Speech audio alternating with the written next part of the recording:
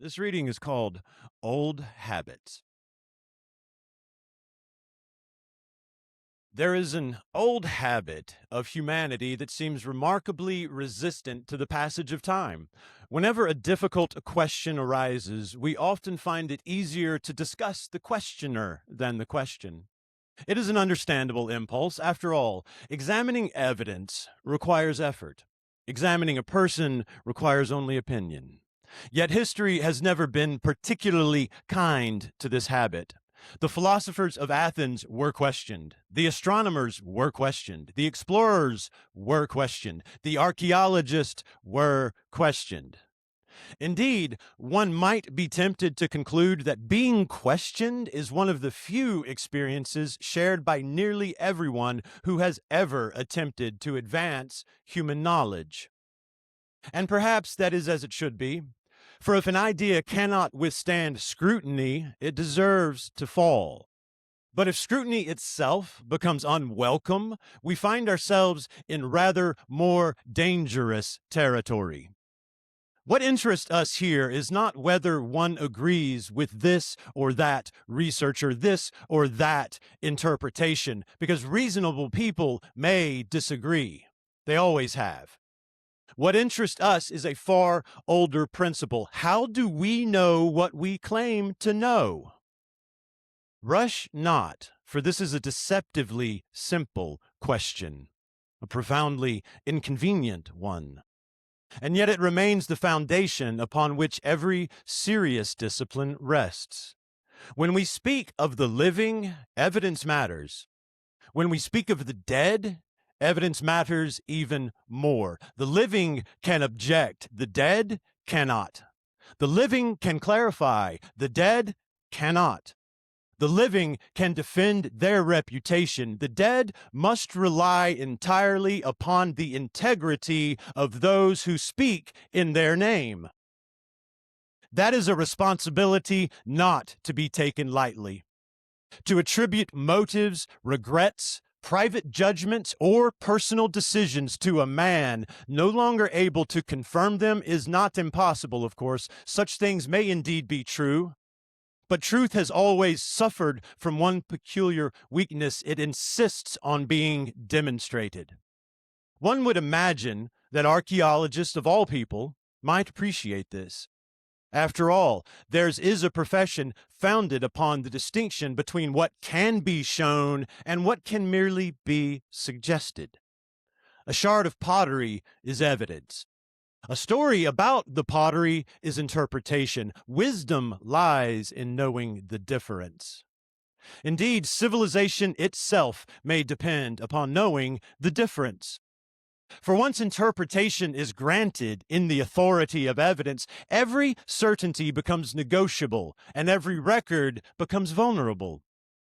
And so, I find myself returning to a principle that is neither revolutionary nor controversial, merely ancient. If a claim is made, let it be supported.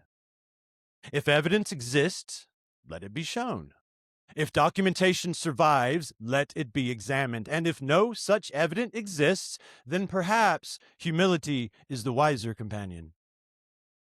For there is no dishonor in saying, I do not know. History, after all, is filled with people who were certain, far fewer who were correct. In the end, this is not about archaeology. It is not about personalities. It is not about who wins in arguments. Arguments come and go. What endures is the standard by which they are judged. And as we stand, we confess to still prefer the old standard. Evidence before assertion. Inquiry before condemnation, questions before conclusions. It has served humanity reasonably well so far, and until a better method presents itself, we suspect it remains our safest guide. For today, the subject may be another man.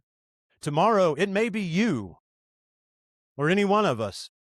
And when that day comes, I suspect we will all hope that evidence is still valued more highly than opinion. Because reputations are fragile things. A lifetime may be required to build one. A single sentence may be enough to alter it. That is why truth deserves patience. That is why evidence deserves respect. And that is why those who seek knowledge, whether they call themselves archaeologists, historians, researchers, or simply curious human beings, must hold themselves to a standard higher than certainty. They must hold themselves to a standard of proof.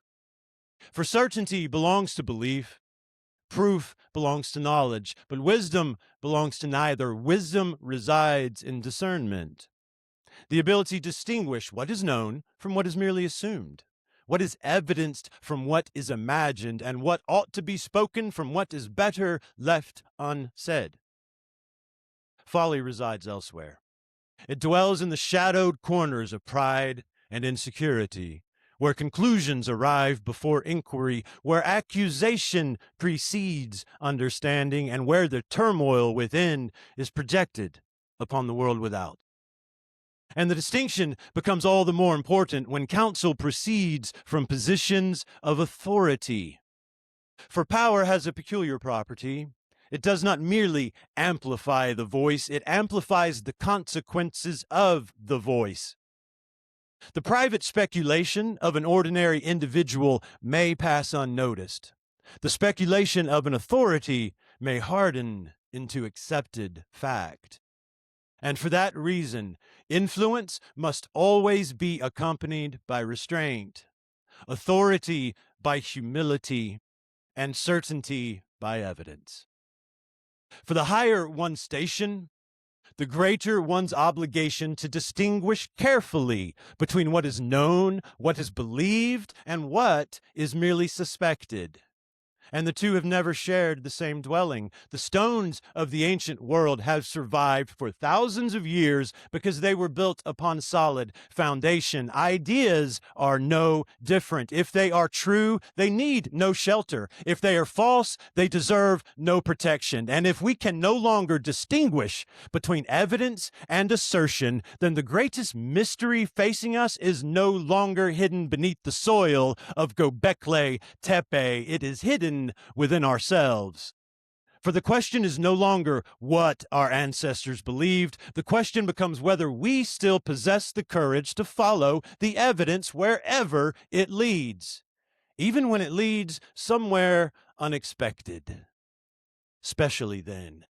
For truth has never demanded our comfort, only our honesty. And in the end, it is not our conclusions that define us, but our willingness to revise them when confronted by better evidence.